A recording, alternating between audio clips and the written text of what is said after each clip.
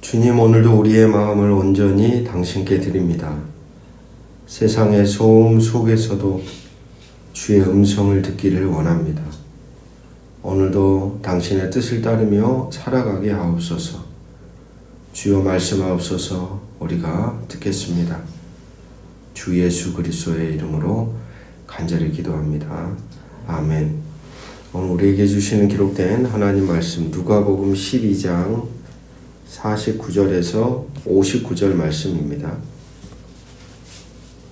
오늘 본문은 두 단락으로 불 그리고 분쟁이라고 하는 한 단락, 그 다음에 시대 분별과 화해라고 하는 두 단락을 기록하고 있습니다.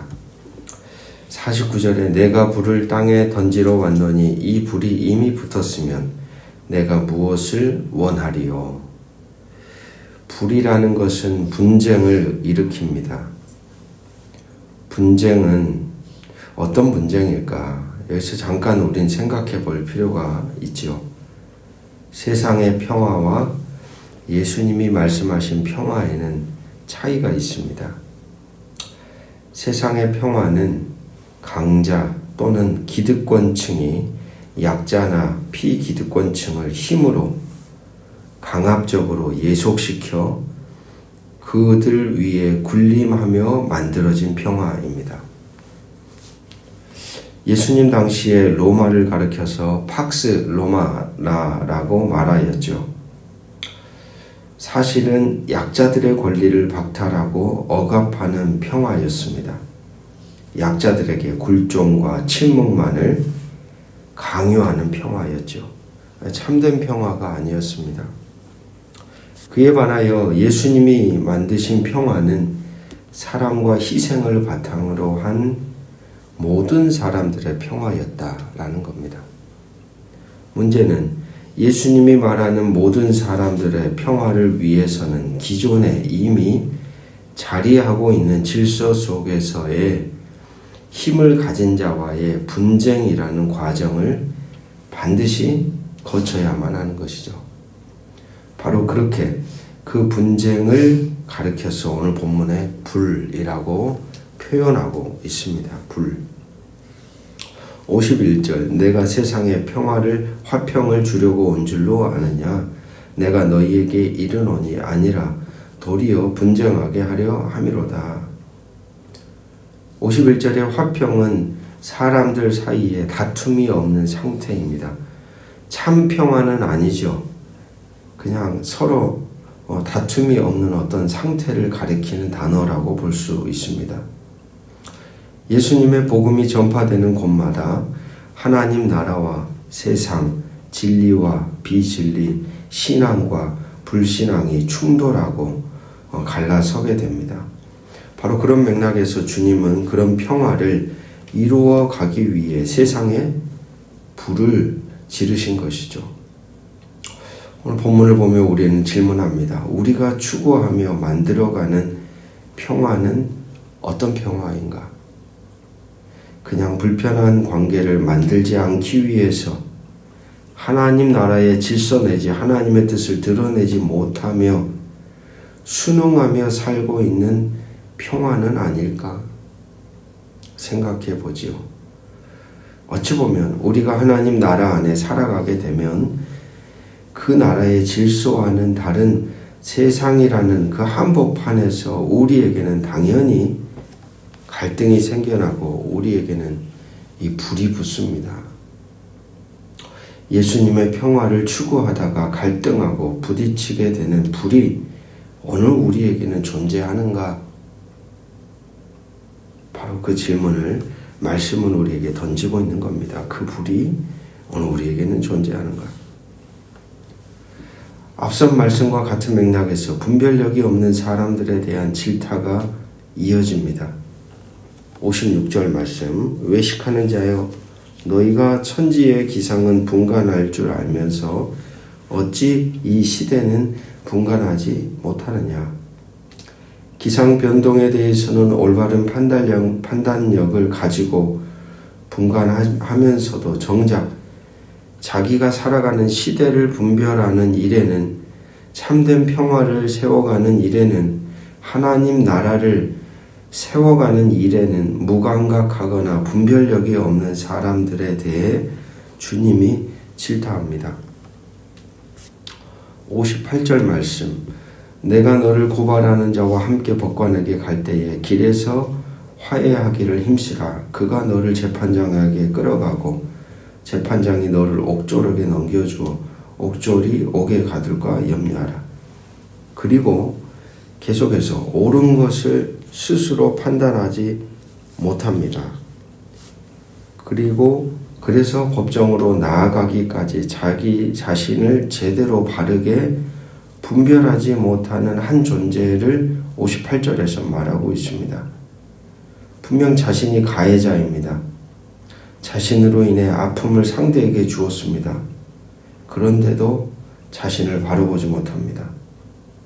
당시 예수님의 말씀을 듣던 무리들 가운데 있었던 사람들, 그리고 누가복음을 읽었던 첫 번째 독자였던 사람들, 그리고 오늘 누가복음을 읽고 있는 우리들의 모습을 보여주고 있죠.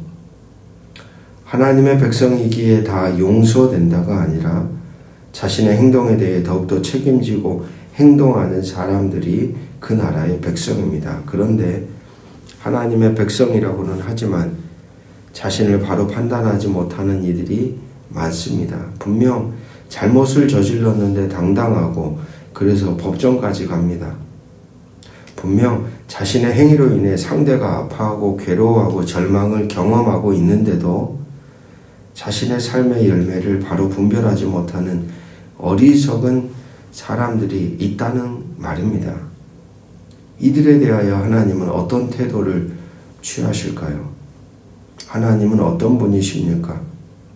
우리가 아는 것처럼 하나님은 억울한 자들의 탄식을 귀 기울여 들으시는 분이십니다. 하나님의 심판을 받지 않기 위해 이 땅에서 용서를 구해야 할 자들에게 온전한 용서를 구해야 할 것을 말씀하십니다. 진정한 화해란 가해자들의 참된 회개에서부터 시작됩니다.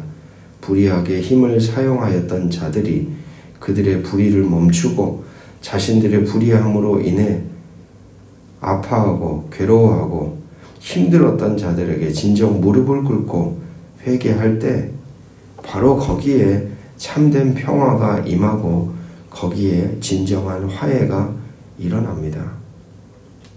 우리가 살아가고 있는 이 대한민국 가운데 이런 일들이 일어나기를 우리는 기도해야 할 겁니다.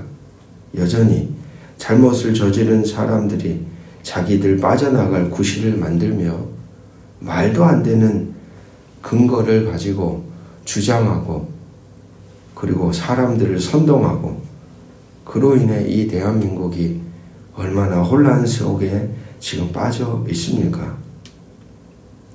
하나님의 역사 속에 잘못을 저지른 이들이 자기의 모습을 솔직하게 마주하고 그리고 잘못을 구하고 자기의 잘못에 대한 대가를 바르게 치르는 그런 일들이 이 대한민국 가운데 일어나도록 우리는 기도해야 할 것입니다.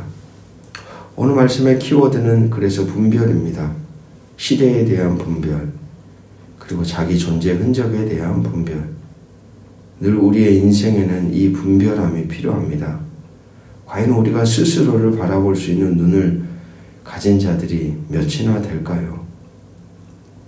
오늘도 그렇게 우리는 두렵고 떨리는 마음으로 성령께서 우리에게 분별함을 주시기를, 그리고 주어진 시대와 주어진 상황, 사건, 문제를 바로 보게 하시기를, 특별히 우리의 삶을 거울로 보는 것처럼 보여주시는 말씀 앞에서 우리의 존재를 바르게 마주하며 하나님의 선한 뜻대로 우리를 빚어가는 복된 하루가 되시기를 주의 이름으로 축복합니다. 기도하겠습니다. 주님, 우리에게 불을 던지시고 진정한 평화를 이루기 위해 분쟁을 허락하시는 주의 뜻을 깨닫게 하옵소서. 세상의 평화가 아닌 하나님 나라의 평화를 구하게 하소서. 그 길이 불편하고 때로는 갈등을 만들지라도 주님의 길이라면 기꺼이 걸어가기를 원합니다. 우리가 시대를 바로 분별하는 지혜를 얻게 하소서. 무엇이 주님의 뜻인지 깨닫게 하소서. 우리 자신을 올바로 볼 수 있는 눈을 열어주시고 내 안에 불의와 죄를 외면하지 않게 하시고 잘못한 일이 있다면 회개할 수 있는 용기를 주시고 억울한 자들의 탄식 앞에 귀를 막지 않는 정직한 삶을 살게 하옵소서. 우리로 인해 누군가를 아프게 했다면 진정으로 마음을 다해 용서를 구하는 자가 되게 하시고 우리도 억울한 자리에서 고통받을 때 하나님이 그러한 우리의 탄식의 소리를 들으신다는 사실을 깨닫게 하소서. 주 예수 그리스도 이름으로 간절히 기도드립니다. 아멘.